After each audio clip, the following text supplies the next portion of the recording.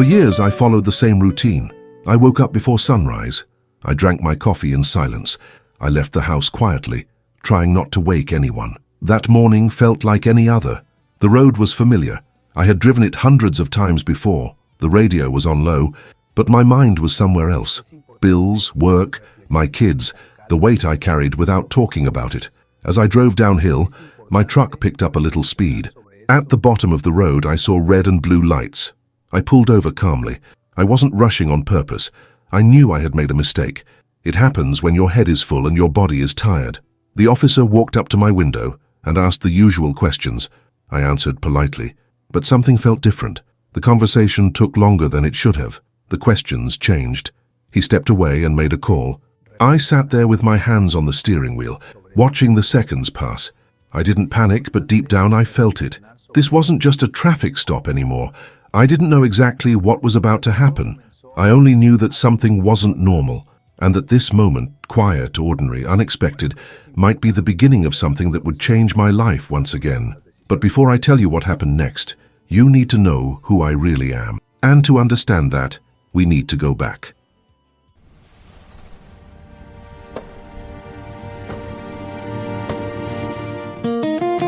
Chapter 1. I was born in a small town in central Mexico. It was the kind of place where time moved slowly, not because people wanted it that way, but because there wasn't much pushing it forward. One main road, a small plaza, a church with peeling paint and bells that marked the hours more faithfully than any clock. When it rained, the streets turned to mud. When it didn't, dust settled everywhere, on shoes, on windows, on dreams. I grew up in a modest house with my parents and 2 siblings. My father worked construction when work was available. My mother stayed home, stretching every peso, the way only she knew how. From an early age, and I understood something very clearly. Working hard didn't always mean moving forward. Mornings started before sunrise. Coffee boiled while the house was still quiet. Words came later. Silence came first. I went to school with the same backpack year after year. Sometimes my mother fixed it with thread, sometimes with tape. I never complained. Complaints didn't change anything where I came from. What shaped me most wasn't poverty, it was responsibility. By the time I was a teenager, I worked alongside my father. I carried tools, mixed cement, watched how men fixed mistakes without talking about them. I learned to measure, to prepare, to wait. I learned how to work before I learned how to dream. I met Lucia when we were still young. She was steady, practical, strong in a quiet way. She didn't talk about escape. She talked about how to make things work. We got married. Soon after, we had our children. First, our daughter was born. Then, our son. I became a father before I ever felt ready for it. Responsibility doubled overnight. Love felt heavy, but meaningful. I worked longer days, took whatever jobs came my way.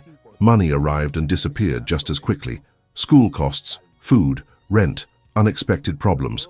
Lucia managed the house with care and discipline. She never complained, but I could see the exhaustion settling quietly into her routine. At night, when everything finally went silent, I sat there thinking about the future, not about comfort, not about luxury, just stability. The idea of leaving didn't come suddenly. It came slowly, through pressure. A job that ended without warning, a medical expense we couldn't fully cover, that constant feeling that no matter how hard I worked, the ground never shifted. I wasn't trying to run away. I was trying to create space for my family to breathe. In 2007, after many long, quiet conversations, I made a decision. I would go north first. I would work. I would save. I would prepare a place. Lucia didn't cry when I told her. She asked practical questions. How long, where, how we would talk, what the plan was. We didn't pretend it would be easy, but we trusted each other. I left before sunrise, a small bag, my work boots, a folded family photo tucked carefully into my jacket. My daughter hugged me tightly. My son cried quietly. Lucia held my hands longer than necessary. No speeches, no dramatic promises, just an understanding. This was something we had to try. I entered the United States through Texas. The journey was exhausting, confusing, full of waiting and fear. When I finally crossed, everything felt unfamiliar. The roads were wider, the buildings larger, the silence heavier. I didn't stay in Texas long. Through someone from my hometown, I heard about work further east, construction, housing developments, places where homes were going up fast. I followed the work, first to Georgia, then briefly to South Carolina. I slept in shared rooms, crowded houses, sometimes on mattresses placed directly on the floor. Eventually, I reached North Carolina. That's where things slowed down enough for me to start building something. At first, I rented a small room in a shared house, one window, a bed, a dresser that didn't close properly. I worked long days, whatever was available. That's when I met Kyle. He was a contractor, quiet, consistent. He noticed me because I showed up early, stayed late and paid attention. At first, I carried materials, cleaned job sites, watched. Then I started helping with tile, floors, backsplashes, showers. I paid attention to everything, measurements, patterns, finishing details. I asked questions when I could. I learned by watching. Kyle noticed. I wasn't fast, but I was careful. Slowly, my responsibilities grew. My pay improved. I became someone Kyle could rely on. For the first time, I felt professional pride in my work. During that first year, I lived carefully. I sent money home every month. I skipped meals when I had to. I saved everything I could. At night, I called Lucia. We talked about school, about the kids growing, about plans. By the end of my first year in the United States, I had saved enough to take the next step. I rented a small, simple apartment. Nothing fancy, just clean, just safe. It wasn't a dream home. It was a starting point. In 2008, I brought my family to the United States. Lucia arrived with our 2 children. The reunion was quiet, emotional, overwhelming. We were together again, but everything was new. Lucia adjusted slowly. The kids struggled with the language at first. I worked even harder, knowing everything depended on me. A year later, in 2009, our youngest daughter was born here. We named her Tatiana. For the first time, our family felt complete. Life settled into routines, work, school, bills, schedules. I kept working with Kyle, gaining experience, confidence, better pay. People started recognizing my work. Clean lines, careful finishes. We moved once, then again, slightly better places. Still simple. I didn't chase comfort. I chased consistency. By then, I felt like I had built a life that worked. Not perfect, not relaxed, but balanced. A life that depended on everything staying exactly where it was. I didn't know that balance would one day break. Not yet. This is Searching for Home Stories. If these stories matter to you, leave a like and subscribe. We share real human journeys from around the world, stories that help us understand life through the eyes of those searching for home. Now, let's return to our story. Chapter 2. When Lucia arrived in the United States, I knew everything had changed. Not because life suddenly became easier, but because I wasn't carrying it alone anymore. Lucia didn't come unprepared. Her English wasn't fluent, but it wasn't foreign either. Back in Mexico, she had studied whenever she could. She believed learning was a way to protect yourself. When she didn't understand something, she didn't freeze. She listened, she observed, she tried. I admired that about her. My English, on the other hand, was very weak. At work, I spoke with my hands more than with words. Short phrases, gestures, silence. I learned by watching. Tools made more sense to me than sentences. Lucia became my bridge. She helped with school forms, letters from the school, appointments, simple conversations I wasn't ready for yet. She never made me feel small for it, not once. Our marriage grew stronger during those years, not loudly, not dramatically, quietly. Late nights at the kitchen table, shared meals after long days, long silences that didn't feel empty. We talked about fear, about pressure, about responsibility. I worried about failing my family. Lucia worried about the children finding their place. We didn't pretend to have answers, but we trusted each other. That trust held everything together. Lucia focused on building stability inside our home. She learned how the school system worked.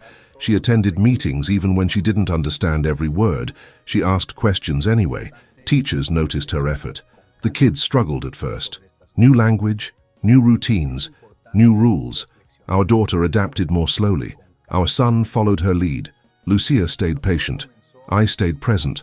Little by little, things improved. As Tatiana grew older and became more independent at school, Lucia felt something shift inside her. She wanted to contribute beyond the home, not because I asked, because she wanted to.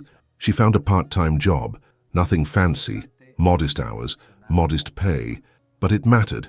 She came home tired and proud. I noticed immediately. We adjusted schedules together, shared responsibilities, helped each other without counting. Our marriage wasn't divided into roles. It was a partnership. I kept working with Kyle. My English improved slowly, painfully. I practiced in my head before speaking. Sometimes I stayed quiet even when I knew the answer, afraid I would say it wrong. Lucia encouraged me gently. She never rushed me, never laughed at my accent, never corrected me harshly. She reminded me who I already was, a worker, a provider, a man who learned by doing. So I kept trying. Years passed. The kids grew. Our daughter, the oldest, matured quickly. She was observant, thoughtful. She asked questions about identity, about belonging, about where home really was. Our son adapted faster than I ever did. He moved between languages naturally, confident, curious. Tatiana grew up speaking English easily, unaware of how fragile everything once felt. Sometimes I watched them and felt something I didn't expect. Relief. My English got better year by year, still accented, still imperfect, but functional. I could explain my work now, talk through details, answer questions without rehearsing everything first. Sometimes I even joked. That surprised me. Lucia noticed before I did. She always did. Our love never weakened. It grew. We protected it intentionally, even when money was tight, even when schedules clashed, even when exhaustion settled in. We made space for each other. We chose each other every day. We weren't building a perfect life. We were building a real one where love came first, one where everything else followed. I didn't know it yet, but this love, steady, patient, unbreakable, would later guide the hardest decision of our lives. Chapter 3. By the time life started to feel familiar, I barely noticed the change. That's how it happened. Not with celebration, not with relief, but with routine. I woke up early every morning, just like I always had. Coffee before sunrise, boots by the door, keys in the same place. My truck waiting outside, already marked by years of work across North Carolina. I knew the roads by heart. Which ones flooded when it rained? Which ones stayed empty early in the morning? Which ones led to neighborhoods where houses kept rising from the ground? Work had rhythm. Kyle trusted me completely. I wasn't the quiet guy in the background anymore. I was someone clients asked for by name. Someone Kyle relied on to prepare jobs, solve problems, and finish details others rushed through. Tile floors, showers, backsplashes, clean lines, careful cuts. I worked slowly, on purpose. I had learned that rushing only creates problems later. There was pride in my work, quiet pride, the kind you feel inside your chest, not the kind you talk about. My English had changed too, not suddenly, not perfectly, but steadily. I could explain delays, talk through measurements, ask questions without freezing. My accent was still there, it always would be, but the fear behind it was smaller. Sometimes I caught myself speaking without translating in my head first. That surprised me. At night, I still practiced, watching videos, repeating phrases quietly, learning through mistakes. Lucia noticed everything. She always did. Lucia had found her own rhythm. Her English was strong now. Strong enough to move through daily life without hesitation. She handled school meetings, doctor appointments, paperwork. She no longer avoided conversations. When Tatiana became more independent at school, Lucia kept her part-time job. It wasn't about the money. It was about feeling capable, useful, present. She came home tired, but fulfilled. Watching her, I felt proud in a way that had nothing to do with myself. By 2025, our lives looked very different from when we had arrived. Our daughter, the oldest, was 27, married, building her own life. Our son was 22, serious about his future and deeply in love. Only Tatiana, 16, still came home with a backpack and stories from school. Lucia and I had entered a new season. We were still parents, but we were also a couple again. Life felt stable, not easy, not luxurious, but predictable. I stopped overthinking every drive. I didn't avoid certain roads anymore. The constant tension in my shoulders slowly faded. Routine started to feel like safety. There were moments, small ones, that reminded me nothing was permanent. a conversation at work that made me pause, a form I avoided reading too closely, a quiet reminder that one detail in my life had never fully settled. I noticed, but I pushed it aside. I didn't want to live afraid anymore. Lucia sensed it sometimes. She didn't press. She trusted me, the same way she always had. We had survived worse. Our love deepened during those years, not because life was easy, but because we protected it.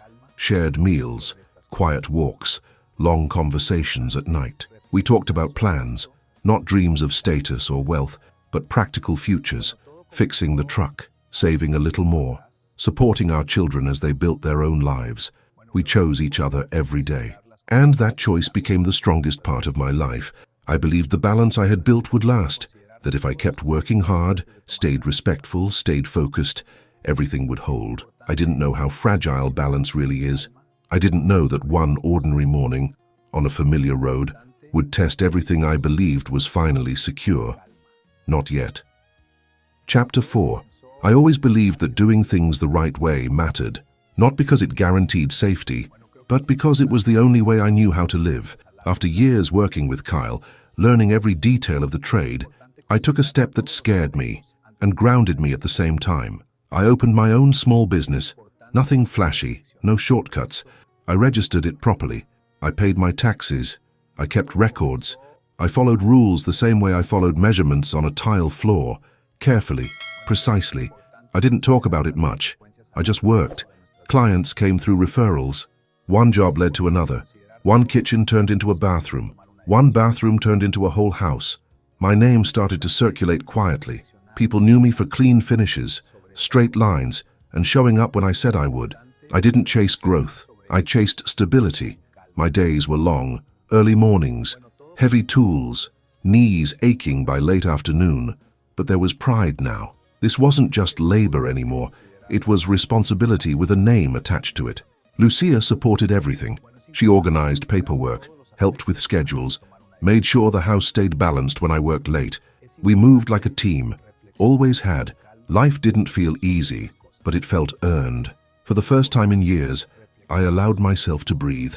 That morning started like every other. Coffee before sunrise, keys in my pocket, Lucia still asleep. I kissed her forehead quietly and stepped outside. The air was cool. The street was empty. I drove toward a job site I'd been to dozens of times before. Same road, same downhill stretch. My mind wandered, invoices, materials, a call I needed to return later. The truck picked up a little speed. At the bottom of the hill, I saw the lights, red, blue. I pulled over immediately. I wasn't angry, I wasn't nervous. I knew I had gone a little over the limit without realizing it. A mistake, an ordinary one. The officer walked up and asked routine questions. I answered calmly, respectfully. Then something changed. The conversation slowed. The questions shifted. He stepped back to his car. Minutes passed. I sat there with my hands on the steering wheel, watching time stretch in a strange way. I wasn't panicking, but I felt it. This wasn't about speed anymore. When the officer returned, the questions were different, more careful, more distant. I answered honestly. Then he stepped away again. That's when it settled in my chest. Not fear, recognition. I had lived carefully for years. I had worked, paid taxes, built a business, raised a family, but I also knew one thing had never fully settled. One detail, something I didn't talk about, something I carried quietly. The officer asked me to step out of the truck. I did. Another car arrived, then another. The road stayed quiet, but time felt heavy. I stood there with my hands visible, breathing slowly. I thought about Lucia, about the kids, about the house I had left that morning. When they told me I needed to go with them, I didn't argue. I didn't raise my voice. I didn't resist. I asked one question. Can I call my wife? There was a pause. Yes, briefly. Lucia answered on the second ring. I spoke slowly, carefully. I won't be home tonight. She didn't ask why. She understood immediately. We didn't explain. We didn't need to. I was taken away quietly. No crowd, no shouting, just my truck left behind on the side of the road, just a routine broken. By the end of that day, I was no longer in control of my time. I was moved, then moved again. Phone calls were limited. Information was scarce. I stopped counting hours. I counted breaths instead. Everything I had built, carefully, patiently, was suddenly out of reach. I had done everything right, and still, nothing felt certain anymore. Chapter 5. They moved me in the middle of the night. No explanation, no warning. Someone called my name. I stood up, grabbed what little I had, and just like that, I was taken somewhere else. The first place was Buffalo, New York, cold. The kind of cold that settles into your bones and doesn't leave. The lights were harsh, white, constant. There was no sense of time, only waiting. I stayed there for about 10 days. Those days didn't pass normally. They stretched. The room they placed us in wasn't built for that many people. The maximum capacity was 40. There were 82 men inside. 82. There was barely space to stand, let alone rest. Bodies everywhere, shoulders touching, backs against walls. The air was thick and not just hot, but heavy with breath, sweat, and exhaustion. At night, sleep became something we negotiated. Some of us lay down, others stood. Then we switched. No one slept for long. You learned how to rest without really sleeping. Eyes closed, mind alert, body tense. The bathroom was in the corner. No walls, no doors, just an open toilet. You learned quickly not to look, out of respect, out of survival. Everyone pretended not to see. Dignity became something you carried inside because there was nowhere else to put it. Food came on a strict schedule. It was barely enough, sometimes cold, sometimes hard to identify. There were days when hunger stayed with me from morning to night. I ate slowly, carefully, trying to make it last. I felt my body change, weaker, lighter. I focused on breathing, on staying calm. After 10 days, they moved me again, this time to Louisiana. The heat hit me immediately, heavy, wet, unforgiving. The facility was larger, but nothing felt better. Still overcrowded, still loud, still no privacy. I was transferred from one space to another without warning. Sometimes I didn't know where I was until hours later. Tracking me became almost impossible. Lucia tried to find me. Every time she called, the answer changed. I felt how powerless silence can be. Time lost meaning.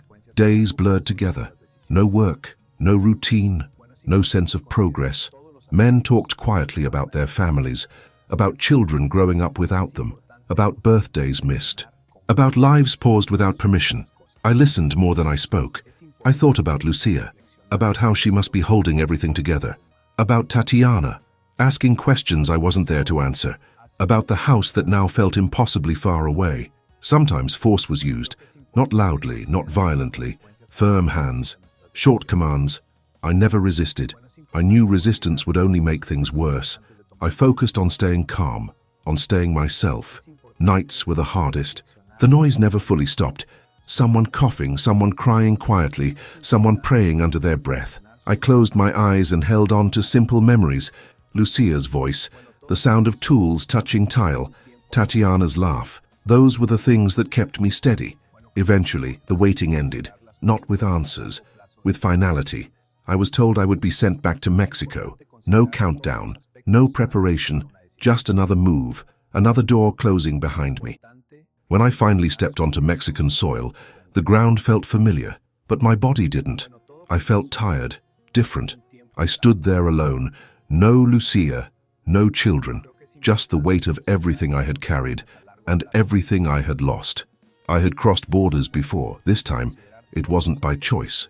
Finally, I arrived in Mexico alone, not because I wanted to, because there was no other way. Lucia stayed in the United States. She couldn't visit me. She couldn't leave. Not without closing a door she might never be able to open again. We both understood that even if we didn't say it out loud. So once again, we lived through distance. But this time, something felt different. The first months were heavy. I stayed with family in a small room, familiar walls, familiar sounds, but life felt distant, like I was watching it through glass. Every morning, I woke up early, sat on the edge of the bed, listened to the city waking up. There was no job site waiting for me, no schedule, no routine to lean on. At night, I spoke to Lucia on the phone, long calls, quiet voices, sometimes silence. We talked about Tatiana, about school, about the house, about small details that helped the distance feel manageable. Lucia carried everything alone, work, bills, responsibilities. She never complained. She believed this separation had a purpose, even if she couldn't see it yet. Little by little, I started noticing things around me. Cities growing, new houses, new businesses, and the work. The work was rushed, uneven, incomplete. I didn't see failure. I saw opportunity. I started slowly, borrowed tools, took small jobs, showed people what tile work looked like when it was done with patience and care, straight lines, clean finishes. Work meant to last. People noticed. One job became two. Two became recommendations. Every night I talked to Lucia about what I was seeing, not with excitement, with focus. She listened carefully. She asked questions, helped me think through decisions, encouraged me without rushing me. After some months, I moved to a larger city, closer to development, closer to opportunity. I rented a modest space, registered a small business, did things the only way I knew how, carefully, correctly. Work increased. I hired help, trained others, passed on what I had learned over 18 years abroad. I worked long days again, but this time without fear. As the business became stable, a conversation we had been avoiding came back. Lucia knew what it meant to stay in the United States. Permanent distance. I knew what it meant for her to leave. A door closing. We talked late at night about the kids. Our daughter, already married, building her own life. Our son, moving forward, engaged, planning his future. Tatiana, still young, still adaptable. And then, about us. About years lived under pressure. About always being careful. About never fully resting. Lucia said it quietly. She didn't want to live like that anymore. I understood immediately. The decision wasn't rushed. It was clear.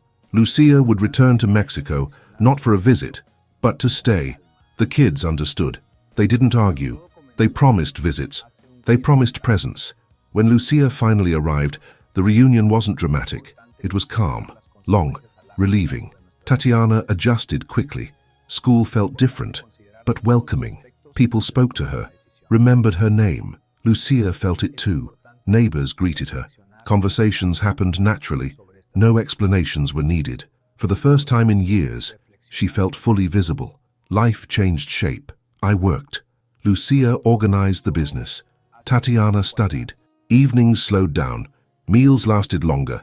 Neighbors stopped by. Laughter came easier. We belonged, not because we proved anything, but because we were home. The visits never stopped. At first, once a year, then twice. Over time, more often. Our children crossed borders now not out of urgency, but out of longing. Every time they came, something surprised them. They slept better. They laughed more easily.